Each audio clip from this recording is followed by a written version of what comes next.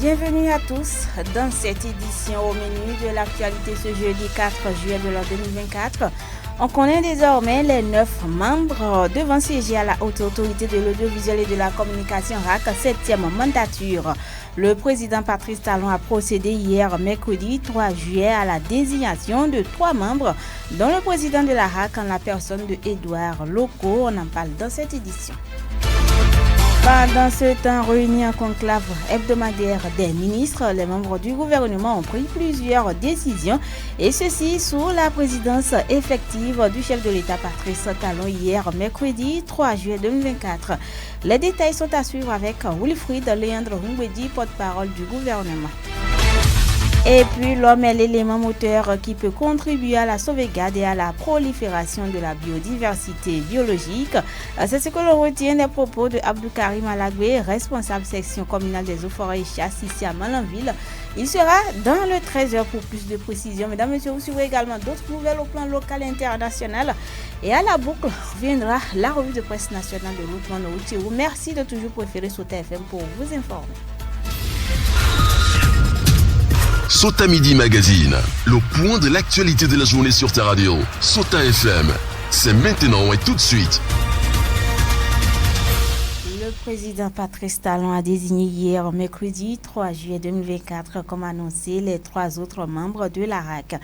Parmi les personnes désignées par le chef de l'État figure Édouard Locaux, qui a été nommé président de l'institution, remplaçant ainsi Rémi Prosper Moretti. Les autres personnalités nommées par le président béninois au titre de conseiller à la RAC sont Roukiatou Biofaï et Mohamed Baré. Ces dernières nominations permettent d'avoir la liste complète des membres de la 7e mandature de la RAC. Pour rappel, Tossou Marcelin Ahonkon et Aho Kanou Fernand Bagidi Ntchaje Randa ont été les personnes désignées par l'Assemblée nationale pour leurs compétences et leur expertise dans leurs domaines respectifs afin de siéger à la RAC. En outre, les professionnels des médias ont participé activement au processus en élisant Armand Godonou Moussou pour représenter l'audiovisuel, Basile Chibozo pour la presse écrite et Lionel Astéris Todjek Begonoundé en tant que technicien des télécommunications. Édouard Locaux, l'actuel président de cette institution, est donc appelé à conduire la RAC avec intégrité et efficacité dans l'intérêt supérieur de la nation béninoise. Adoption d'un programme spécial d'intensification des productions maraîchères et céréalières, c'est l'une des grandes décisions issues du conclave hebdomadaire des ministres tenu ce mercredi 3 juillet 2024 sous la houlette du chef de l'État Patrice Talon. Cette décision vise à amplifier les innovations technologiques déjà développées par certains projets actuellement en cours d'exécution dans notre pays, le Bénin. Je vous invite à suivre les détails avec le porte-parole du gouvernement, Wilfried Léandre Ngwedi. En raison des effets du changement climatique et de la forte chaleur observée entre les mois de janvier et mai, la campagne agricole a été marquée, entre autres, par une faible production de cultures maraîchères, notamment la tomate, l'oignon, le piment. Il en résulte que la disponibilité de ces produits s'est faite rare, entraînant un renchérissement de leurs prix sur les marchés. En vue d'éviter que ces situations se répètent de façon cyclique, le gouvernement a retenu un ensemble de mesures pour intensifier durablement les productions maraîchères et céréalières afin d'en assurer la disponibilité et l'accessibilité aux populations. Un programme spécial est donc mis en place pour apporter et ou amplifier des innovations technologiques déjà développées par certains projets actuellement en cours d'exécution. Le dit programme, avec une dotation initiale de 10 milliards de francs CFA, favorisera notamment l'installation des infrastructures de production agricole telles la culture en milieu contrôlé, la petite irrigation, les équipements et infrastructures de stockage pour minimiser les pertes post-récolte, l'accès aux intrants spécifiques, semences à haut rendement et résistants au changement climatique, pesticides, engrais minéraux, biostimulants, biofertilisants, etc. L'adoption des pratiques agricoles durables, telles que la gestion intégrée des ressources en eau, la rotation des cultures et la gestion de la fertilité des sols. Le renforcement de la mécanisation agricole. Toutes ces mesures seront accompagnées du conseil agricole dédié, de la formation des acteurs par leur professionnalisation aux bonnes pratiques de production agricole. Et dans le même temps, il est annoncé le recrutement de 50 officiers et sous-officiers parmi les lauréats des tests psychotechniques pour diverses formations au profit de l'armée de l'air au titre des années 2024-2025.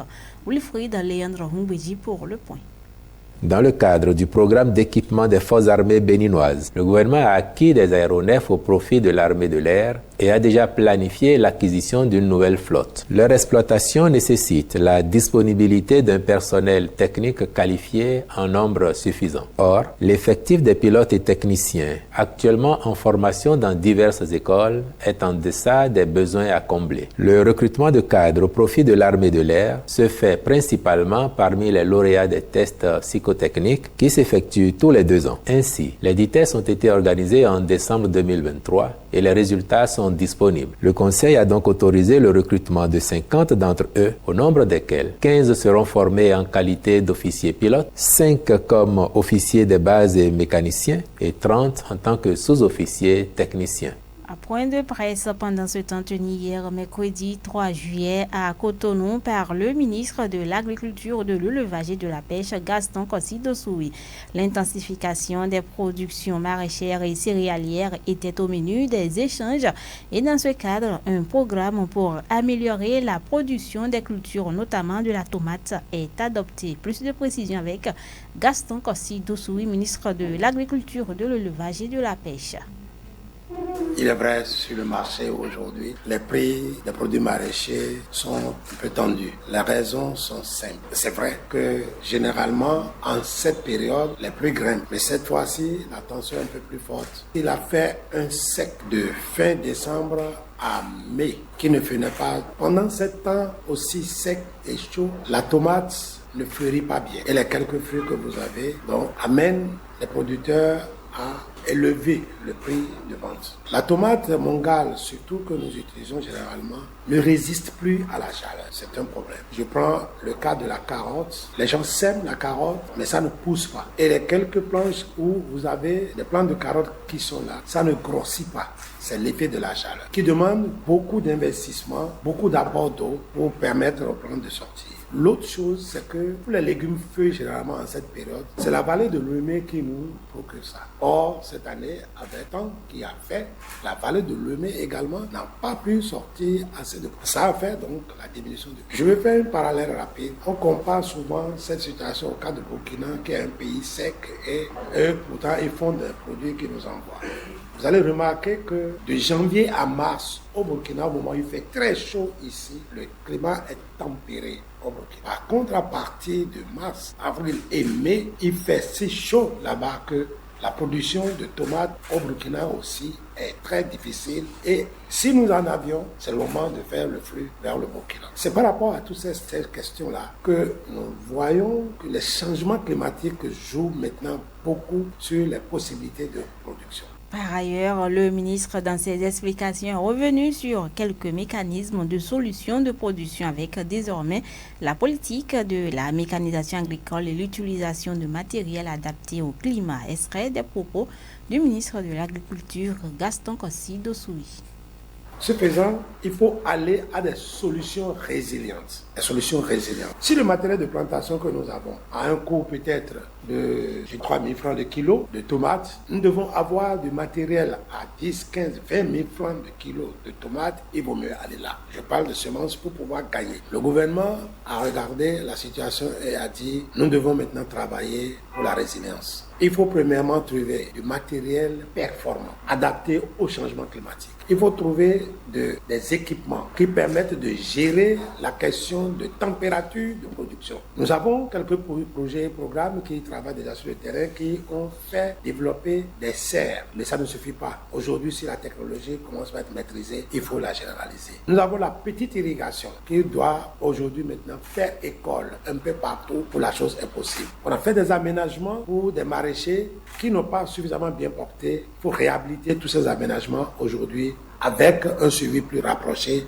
et un conseil agricole dédié. De toutes les façons, Nous allons, à travers ce projet d'un début de financement par des fonds de l'État béninois à hauteur de 10 milliards de francs, démarrer avec la mise en place de semences résilientes, semences maraîchères et semences vivrières, surtout de maïs. Nous irons à des semences hybrides qui vont donner au moins 4, 5, 6, 7 tonnes à l'hectare lorsque vous utilisez les itinéraires techniques qu'il faut. Nous allons renforcer les équipements en matière agricole. Et pour mettre tout cela en œuvre, nous disposons déjà quand même de structures appropriées. Regardez la Sonama. Elle est capable d'accompagner les producteurs dans la préparation de sol à coût réduit. Revenant sur les techniques qui se développent ces dernières années, le ministre rassure de ce que le producteur peut cultiver de vastes étendues de terre et en tirer assez de bénéfices de sa production, notamment à travers la conservation. Gaston Kossi Dossoui, qu'on écoute.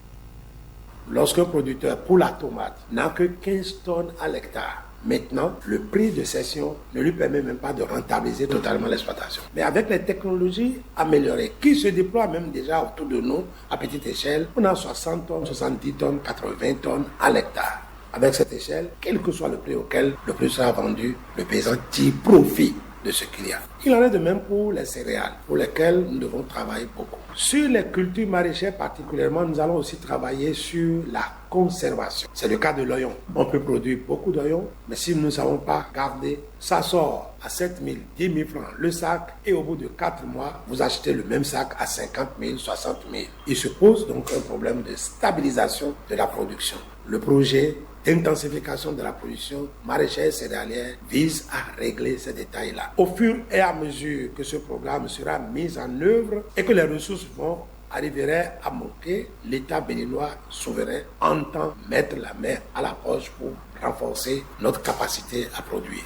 Mesdames et messieurs, on va marquer une courte pause avant de revenir pour la suite de cette édition. Sota Info Midi, le point de l'actualité sur ta radio. La biodiversité désigne l'ensemble des êtres vivants ainsi que les écosystèmes dans lesquels ils vivent. Et selon les spécialistes de la faune et de la flore, l'homme est l'élément moteur qui peut contribuer à la sauvegarde et à la prolifération de la diversité biologique. Le responsable section communale des eaux, forêts et chasses de la commune de Molenville, Abdou Karim Alagbe, se veut plus précis. On entend par biodiversité l'ensemble des espèces animales et des espèces végétales. Autrement dit, tout ce qui est espèce animale et qui reste en forêt, ou bien qui a pour abri les arbrisseaux, les arbustes, les arbres, parce que les deux vont de pair. Il n'y a pas les animaux, toutes catégories confondues, sans l'abri. Et l'abri de ces animaux, toutes catégories confondues, ce sont les arbrisseaux, ce sont les arbustes, ce sont les arbres. Les hommes sont concernés. D'une manière ou d'une autre, l'homme est concerné. Parce que l'homme est l'élément moteur qui peut quand même contribuer à la sauvegarde et à la prolifération de cette diversité biologique. En réalité, l'homme est un acteur fondamental, un acteur clé qui peut nous permettre de sauvegarder et d'agrandir, élargir le cercle de cette diversité biologique. Cette biodiversité doit être sauvegardée et ce sont les forestiers qui jouent ce rôle protecteur tel que nous l'explique ici notre source Abdou Karim Alagbe. Le rôle du forestier dans la protection de cette diversité biologique est tout d'abord procéder à une sensibilisation de nos paisibles populations. Après ça, le forestier, dans son rôle, doit procéder à la surveillance de cette biodiversité, assurer sa sauvegarde et faire de manière que sa gestion soit rationnelle et durable, de manière la génération présente et celle future puissent en bénéficier. De façon ramassée, le forestier a un rôle régalien qu'il doit quotidiennement jouer afin que cette biodiversité soit surveillée, sauvegardée, gérée rationnellement et durablement. Il faut les protéger juste pour la sauvegarde de l'écosystème, juste pour permettre à chaque maillon de la chaîne de jouer pleinement son rôle pour l'équilibre de notre cadre de vie. Chaque animal a son rôle qu'il joue, que ce soit les micros, que ce soit macro-organismes dans l'environnement, chaque maillon joue son rôle. Nos feuilles qui proviennent de nos arbres, ce sont ces micro-organismes qui effectuent un rôle de décomposition de manière à avoir de l'humus pour que nos sols soient fertiles afin que nous ayons de bons rendements. Par ailleurs, la sauvegarde de la biodiversité ne doit pas être l'affaire des forestiers seuls, mais plutôt de tous. C'est pourquoi l'adjudant-chef de la section aux forêts et chasse de Malanville prodigue quelques conseils aux populations tout en misant sur le reboisement. Abdou Karim Alagoué se veut plus précis. L'activité humaine nous amène à constater que le couvert végétal de la commune de Malanville en général est dangereusement dégradé. Chaque jour que Dieu fait, nous enregistrons des entrées de bois énergie pas possible dans la commune.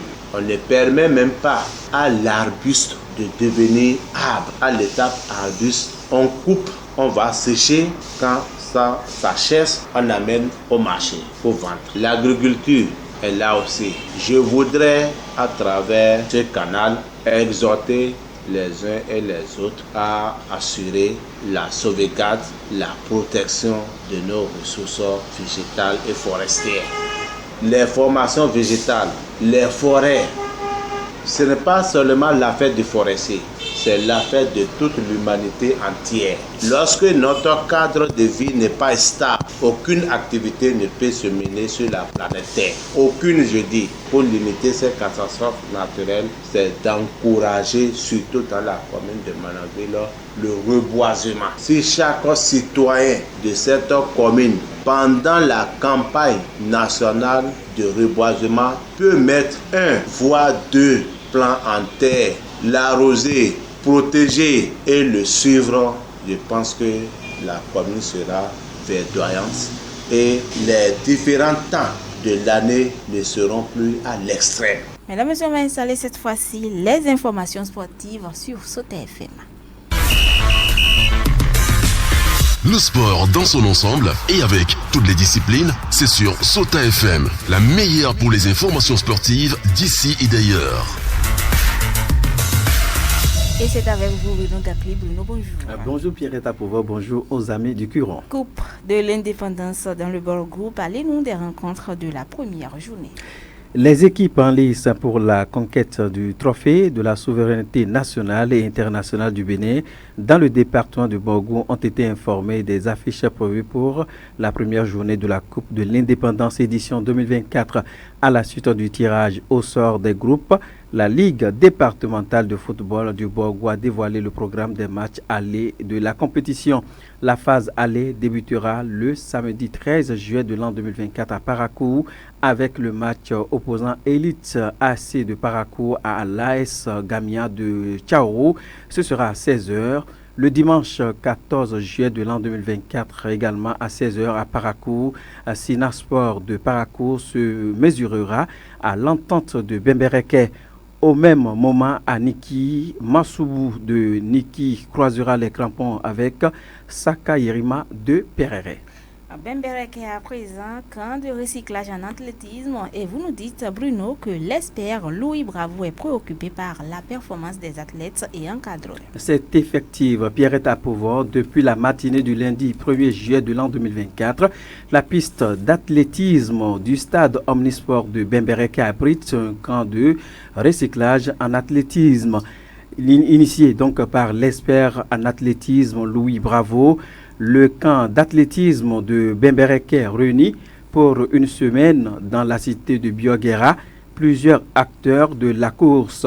Il s'agit des athlètes qualifiés pour le championnat scolaire et ceux qualifiés pour le championnat civil national. Mieux, l'expert Louis Bravo donne la possibilité aux encadreurs et réévaluer justement leurs connaissances à travers ce camp de recyclage. À travers ce camp d'athlètes et encadreurs donc se mettront à niveau afin d'aborder les compétitions scolaires et nationales avec sérénité. Démarré le lundi 1er juillet 2024, ce camp de recyclage en athlétisme prendra fin le vendredi 5 juillet de l'an 2024. Pierrette Apovo. Ce sera tout pour quelques capsules en matière d'information sportive. Merci beaucoup à vous, Bruno Gakli, pour toutes ces précisions sportives. Mesdames, Messieurs, hors de nos frontières, à présent, Ousmane Tinola, bonjour. Bonjour, Pierrette Apovo. Au Tchad, le président Déby est visé par une enquête en France pour des soupçons de biens mal acquis. Effectivement, Pierrette Apovo, fin 2023, une enquête de Mediapart faisait état de dépenses s'élevant à plus de 900 000 € pour l'achat de costumes, de chemises et de vêtements de luxe. Mediapart révélait les versements opérés depuis une mystérieuse société baptisé MHK, Full Business, enregistré à N'Djamena et disposant d'un compte au sein de la banque commerciale du Chari BCC. L'enquête préliminaire a été ouverte dès le mois de janvier par le parquet national financier pour détournement de fonds publics et recel. Le premier virement suspect aurait été réalisé par Mahamat Idrissa Déby, Itno, début décembre de l'an 2021 et le second le 4 mai de l'an 2023. Au total, le président tchadien aurait déboursé plus de 915 000 € achetés autant pour moi acheter des vêtements de luxe chez un célèbre tailleur parisien. En République démocratique du Congo, à Kisangani, les victimes d'affrontements 2000 impliquent l'Ouganda mécontente du processus d'indemnisation. En 2000, Kisangani, dans le nord-est de la République démocratique du Congo, était le théâtre d'affrontements meurtrières entre Rwandais et Ougandais. Ces deux armées discutaient d'occupation qui aurait envahi l'est de la République démocratique du Congo durant la deuxième guerre du Congo 1998-2003. Se sont violemment battus pour le contrôle de Kisangani et ses ressources naturelles. Des combats intenses qui ont fait plus de 1000 victimes civiles, plusieurs centaines de blessés et de nombreux dégâts dans la ville. En juin 2024, l'indemnisation de ces victimes a commencé, mais sur place, certaines d'entre elles dénoncent la gestion de ce fonds pour la réparation de l'indemnisation des victimes des activités illicites de l'Ouganda. Ainsi se referment les informations hors de nos frontières. Pierrette Apovo. Merci à vous, Ousmane Tinola. Mesdames, Messieurs, vous suivrez à présent la revue de presse nationale. C'est une présentation de Loukman Orochio. Suivez la revue de presse sur Souta FM. Amis de la plume et du papier, mesdames, messieurs, bonjour. Les membres du gouvernement se sont réunis hier mercredi pour leur rencontre hebdomadaire ordinaire. Il s'agit du Conseil des ministres, dont une principale décision retient l'attention des confrères ce jeudi. Unanimement, les journaux célèbrent la nomination en Conseil des ministres du président de la 7e mandature de la Haute Autorité de l'Audiovisuel de la Communication HAC. Hier mercredi, introduit Matin Libre, le gouvernement a désigné ses 3 représentants au sein de l'institution de régulation des médias. Il s'agit notamment de dévoiler la publication de Roukiatou Biofaye, Edouard Loko et Mohamed Barret. De ces 3 noms, le journal mais également le matinal Fraternité, Daibi Info, Le Soleil Levant, Dabarou, Le Canard du Nord, Info Matin, Le Meilleur, La Relève Info, Décryptage Info, La Nation, La Tribune de la Capitale, sans oublier La Boussole informe que c'est M. Edouard Loko qui est nommé président de l'institution. Oui, Edouard Loko, président, placard dans manchette La Nation. Le journal de service public est appuyé par Décryptage Info qui confirme qu'Edouard Loko préside la 7e mandature de la HAC. Ouf, enfin, un professionnel des médias à la tête de l'institution se soulage La Tribune de la Capitale. Contrairement à le matinal qui pense que c'est une deuxième dans l'histoire, Le journal La Tribune de la capitale défend que c'est une première depuis 1990 où la haute autorité de l'audiovisuel de la communication a été créée au Bénin. Mon confrère de la capitale place cela à l'actif du gouvernement de la rupture qui tient, d'après le journal, à engager des réformes dans tous les secteurs d'activité. Fraternité n'en dira pas le contraire lorsque le Canaille estime que Édouard Loko est l'homme qu'il faut à la place qu'il faut. Enfin, les professionnels des médias à leur juste place renchérit Info Matin. Une chance donc pour la mise en œuvre des promesses de réforme dans la presse, du quotidien La Boussole pour lequel Édouard Loko, comme le disent d'ores et déjà ses confrères, le nouveau président de la haute autorité de l'audiovisuel de la communication est l'intrus qui connaît bien la maison pour avoir été vice-président de la même institution lors de la 4e mandature. Il a aussi occupé les postes de président de l'Observatoire pour la déontologie et de l'éthique des médias ODEM du CNPA Bénin, rappelle mon confrère. Le matinal complète qu'il s'agit d'un ancien journaliste, ancien conseiller de l'institution et par ailleurs consultant en communication et chargé de mission du président Patrice Talon depuis 2016. Le journal présente l'ensemble de la 7e mandature en images et notes. 4 départs, 6 entrées et 3 recommandations. Édouard Loko, une figure emblématique des médias béninois, apprécie le soleil levant qui souligne que son combat est très attendu par la communauté médiatique et le public. Par exemple, oriente le journal, les médias espèrent des initiatives et des réformes visant à soutenir le 4e pouvoir au Bénin. Pendant ce temps de la RAC, Matin Libre nous conduit et parle de l'agence pénitentiaire du Bénin. Consternation, émoi, tristesse, voici ce qui pouvait décrire au mieux le sentiment des internautes, souligne le journal en apprenant l'information relative au décès du détenu politique Latif Rayi. Et malgré de graves accusations portées contre l'agence pénitentiaire du Bénin, structure à laquelle il serait imputé la responsabilité de cette situation tragique, aucune réaction ou clarification n'émane toujours de cette agence qui, d'après le journal pour certains, ferait preuve d'une indifférence qui laisse perplexe. Alors, recommande le journal, les organisations de défense des droits de l'homme doivent monter au créneau. En attendant, toujours dans les prisons, le matinal informe que pour sortie frauduleuse de corps à la morgue du CNH de Cotonou, 3 personnes sont déposées en prison. Les détails à lire dans les colonnes de la publication. Et pour ça, pas pour ainsi finir, le journal partenaire, c'est-à-dire l'investisseur, présente les gestions économiques et financières du Bénin.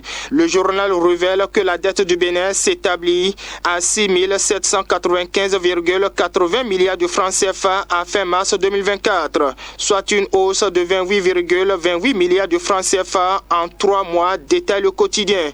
Ainsi va, mesdames, messieurs, l'essentiel de l'actualité, tel que traité par les publications ce jeudi. Fin de cette revue. Merci de m'avoir suivi. À demain. C'était la revue de presse sur Sota FM.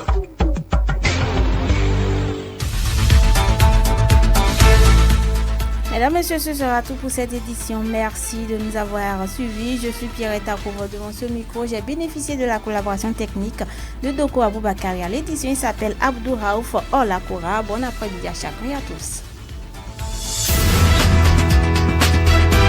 C'était Sota Midi Magazine.